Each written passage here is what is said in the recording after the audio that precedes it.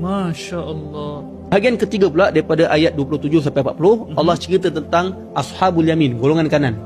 Golongan kanan. Golongan kanan ni apa? Golongan-golongan yang mendapat buku catatan dengan tangan kanan dia. Dan dekat akhirat nanti dia akan dapat syurga dengan penuh ketenangan, dapat pohon-pohon yang rendang, buah-buahan yang melimpah, dan pasangan-pasangan bidadari yang suci. Masya Allah. Oh, dekat syurga ada pokok macam kat dunia ke? Sebenarnya Allah cerita dalam Quran as perlambangan sahaja. Tak ada benda kat syurga yang sama dengan dunia. Cuma Allah cerita macam tu supaya kita dapat gambaran. Faham. Sebab nikmat kat syurga ni tak boleh bayang, kita tak pernah nampak, tak pernah lihat, tak pernah dengar. Tak boleh expect lah. Betapa indah dan cantiknya. Bahagian keempat pula ayat 41 sampai 56, Allah cerita tentang golongan kiri pula, Ashabus Shimal. Ashabus Shimal, golongan kiri ni adalah orang yang mendapat buku catatan amal dengan tangan kiri. So once dapat buku catatan amal dengan tangan kiri, habis binasa lah.